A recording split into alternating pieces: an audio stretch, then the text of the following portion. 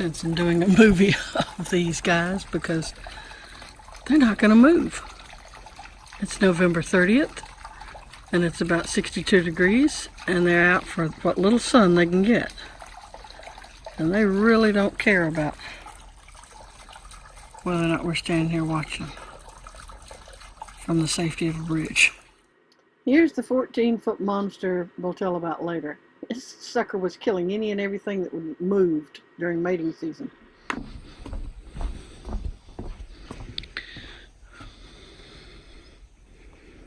Apparently this is where they keep the turtles. Well, I'm not sure if it's because this is what they use to feed the alligators or if it's just... Oh, they do have some.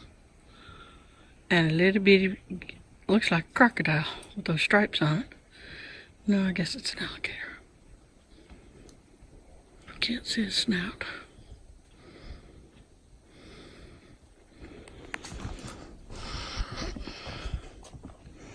But this is the way that reptiles get warm. Expose as much skin as possible to the solar radiation.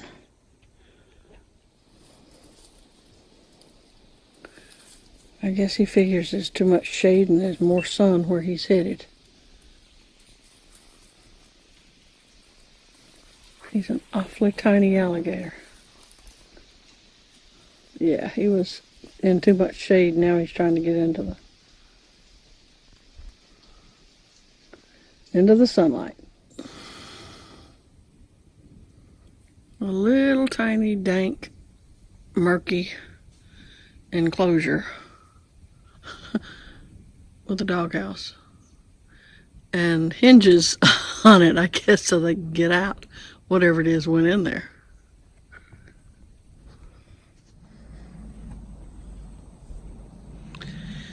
Now that's what I call swampy area.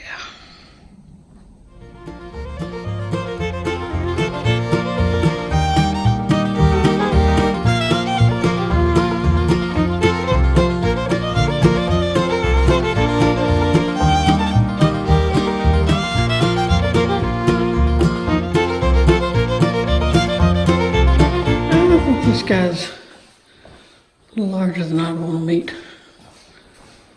I don't know how big he was, but it looks like he's about 15 feet.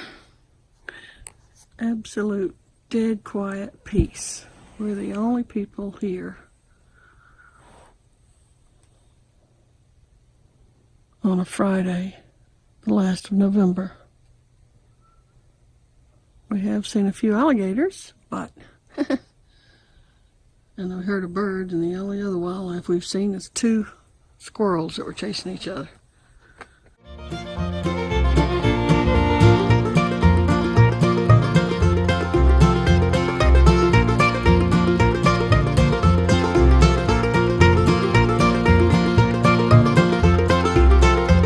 There is Atlanta and there's the rest of Georgia. Welcome to the rest of Georgia. All right. I'm so glad to be on board with you today. My name is Alan. As far as weather goes, my friends, you have threaded the needle.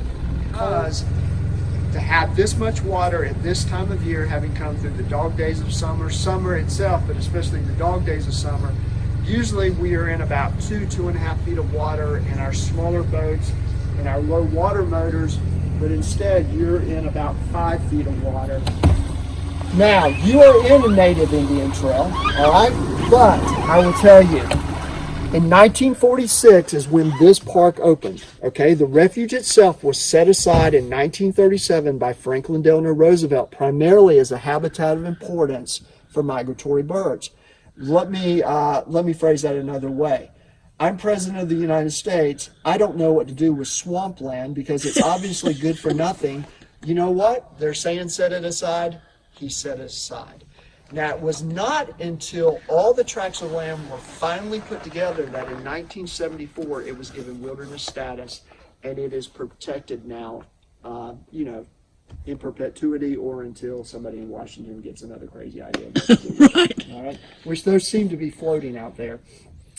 Folks, back over here, this is another native Indian trail. The difference between this trail here and this trail here is is that when this trail was open for boat tours, when this opened in 46, folks, they came in here, they widened it, they deepened it. In fact, they used dynamite to blow out the cypress stumps and everything else.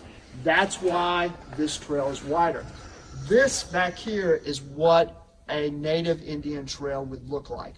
The primary trails across this refuge, you do have about 5 trunk lines, okay?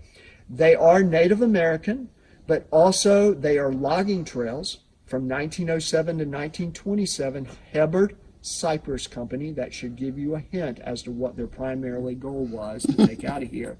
They came in here, they actually built trains across this refuge on pontoons. And so they created trails as well as followed more trails, all right? Other times, other resources such as sphagnum moss, which I will show you, but also the methane gas that was in this swamp, or that is in this swamp. There were different companies, different entities that wanted to extract that from this refuge as well. Most of those efforts failed except for the harvesting of the cypress wood, all right? But we have 136 miles of navigable trails across this refuge because of those 3 entities and their work here in the refuge. Now, let me put it in perspective. If you have 130 miles of navigable trails, the refuge itself, let me just do my "you are here" thing. This is the Okefenokee National Wildlife Refuge, all right? 438,000 acres, 700 square miles of wilderness. And I quote Georgia Public Television in a documentary they did, the vast majority of this refuge is still unexplored and inaccessible to man to this day, all right? Here's the other thing I want you to know is you're sitting on the very northern border, all right? We're about right here.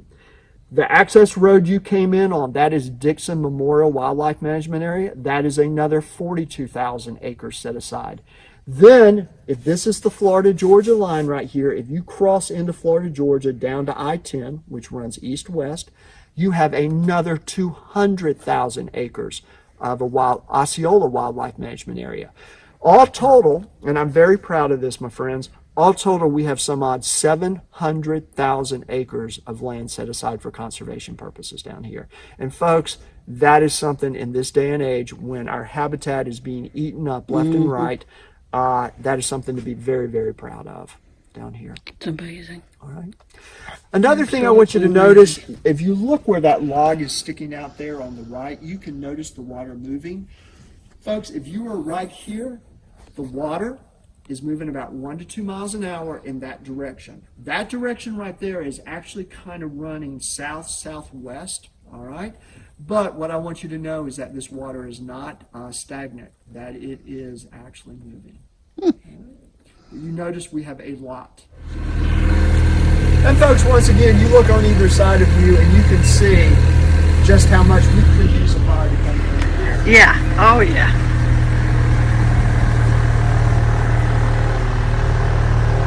And I would invite you to look up. I've seen a lot of pileated woodpeckers, barred owls.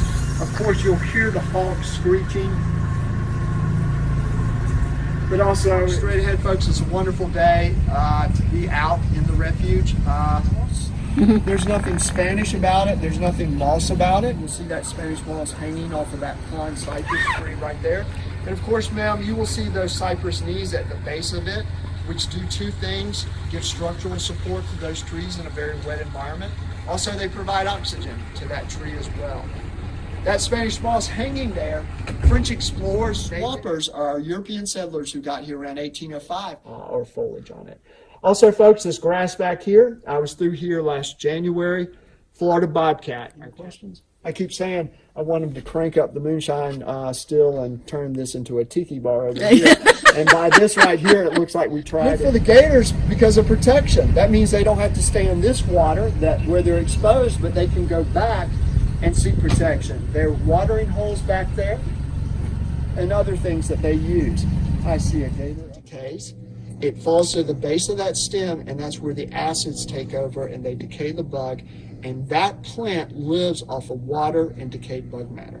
So in other words, it is a carnivorous plant without being active carnivorous. Exactly. Okay. Yes, ma'am. Good point. Wow. Now, they say legend, whatever, that if you're lost, stranded out here, that decayed bug matter is a good source of survival protein. We were looking at it underneath a microscope with some third graders a year ago. They dared me after I told them that. I put my finger in it. I ate it. Folks, if you're stranded, if you're lost out here, just die. Just die. Now, folks, a couple of things right here. This gator. If I am kayaking here in the refuge and all I see in this black water, as you can imagine how well it disguises these gators, say the only thing I see canoeing or kayaking is the gator head. Well, I always want to know how big a gator I'm coming up on. So if the only thing I see is the gator head, I can measure from the tip of that nose to the bridge of those eyes in inches and turn that into feet, and I have an accurate reading of how big that gator is. All right. The other thing I want you to know is for the first 3 or 4 years, they grow about a foot a year. Now, it does vary, but after that, it is only minute, maybe inches per year. And that's why to get to maturity, the 6 foot, 15 to 20 years, it does take a long time. But this little guy right here, number one, gators are cold-blooded. They have to maintain an internal body temperature of 70 degrees. So they use those osteoderms, that bone structure on their back, to absorb heat. They're like solar panels to help raise that internal body temperature, but also to use it to digest food that they may have eaten the night before. Because gators don't chew food. They swallow it whole or either swallow massive chunks of flesh if it is a larger prey. Now this gator right here, I would say this gator is probably about 3 years old, something like that when you measure him out. He is both prey and predator, even though a bird of prey could not get this gator, of course. All right. So he's just sunning himself. And the other thing is, gators of this size, until they reach that maturity level, this gator would survive back in these woods and watering holes, really cold, sink to the bottom of the water trail or watery area. They can hold their breath up to 2 hours, but they do not have a den. Only those mature gators would dig out a den and go in there to hibernate. So they wouldn't consider going back to the den they were born in? No, ma'am, Mom, that would not be a good idea. It's kind of like Mom may eat them. When I graduated from college, my dad told me I was off the payroll any minute. So Mama kind of told them the same thing. So, also, other males getting in the way of Mom and another male, something like that, not a good idea. So, they are very territorial from the very beginning, but yet they're communal as well until they reach that maturity age. And at that point, gators are very, very independent, except in very rare instances. You can still see some of his stripes. Yes, ma'am. Great point. Yes, ma'am. And when they're young, believe it or not, those stripes are so pronounced and they are so unique to an individual gator. If we were to, take pictures of them, it's like reading a barcode. We could identify gator from gator simply from those stripes. Slowly go on by. The American crocodile, we slowly turn around and we go the other direction. And that's the truth.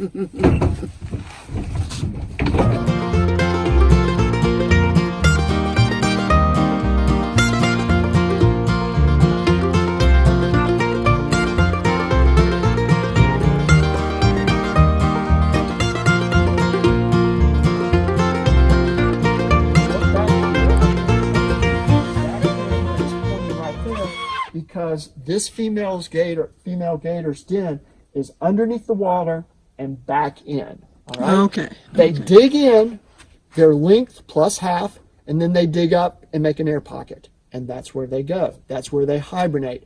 When I say that, this female is about 7, 8, maybe 8.5 feet. So it is a mature gator. Our females do not get over 9 feet. Our males, 14 feet. We do not have one here right now, 15 feet. But this is her nest. Mating season is May and June. They come out in early July. If they have mated, they can have multiple paternities. In other words, the girl does get around. She can mated with multiple males. She comes out, she digs out the center of that nest. The insulating layer stays the same. Digs out the center of that nest, puts fresh, decayed, wet, organic material from the bottom of the watery areas, and lays between 20 60 eggs, covers them up, and voila, you have a compost pile, which is an incubator.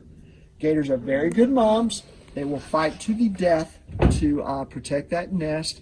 And 65 to 75 days incubation. September, you see little hatchlings. I call them little 9-inch Gator granola bars because they are 9 inches, but you know what? They're a source of protein for everything you can imagine. Every bird and every in other September, alligator. you will hear hawks screeching. You will see owls all times a day, vultures, eagles, everything. Why? Those little 9-inch Gator granola bars. Danger is everywhere, basically.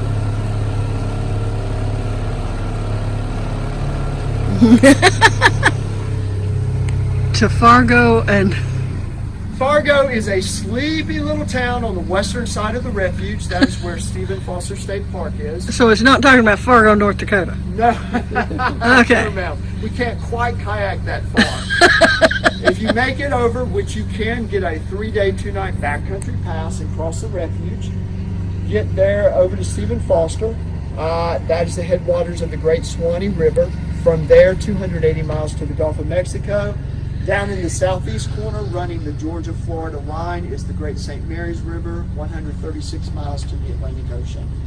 90% of our water that flows out of the Refuge, my friends, goes by way of the Swanee, and the other 10% just like that. That's awesome. Folks, if I push or poke that peat, all right? Let me see if I can get it here. Here we go. I found some. Do you see these bubbles right here by any chance? Yes. Folks, pure unadulterated methane gas. They're the ones with the dying foliage on them, the needles on them.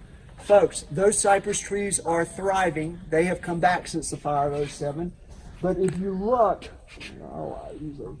there's one out there, but you can see back here several cypress trees that are dead, all right? You can see them just sticking up there. I am not an expert, but here's what I've been told.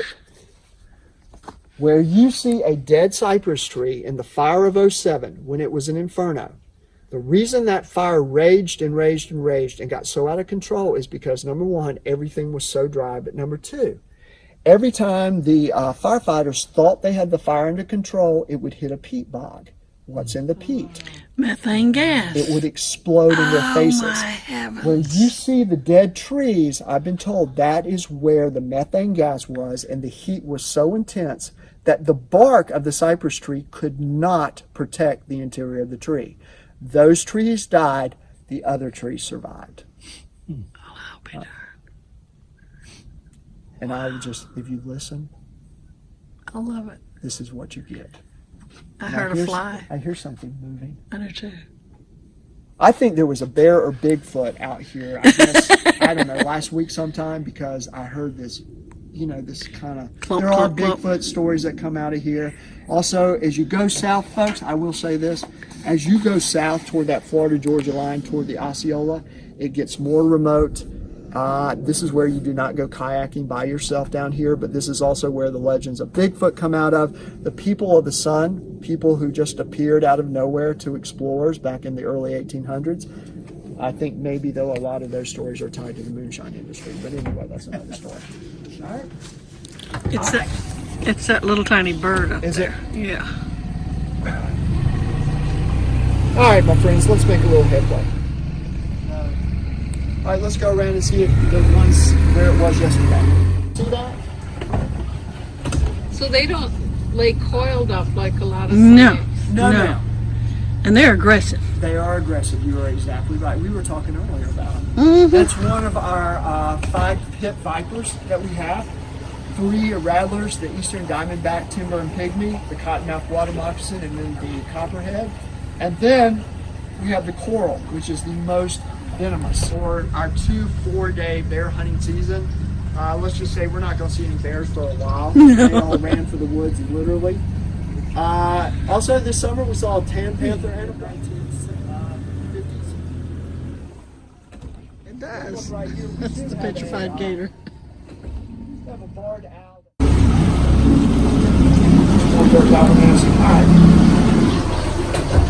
Ah, there he is. Where? Right there. Oh, right here? Uh-huh. Actually, well, It's something. It's got more than 4 legs. it looks more like a fishing. Come on. Well, don't get too much closer now. This is just fine. This is just fine. Jimmy, I'm gonna. Because he is now in that pen, other males have come in to vie for his territory. Okay. They are living in tolerance, I'll just say that, of each other. But when mating season comes around in April, May, there will be a fight for territory. Only one gator will win.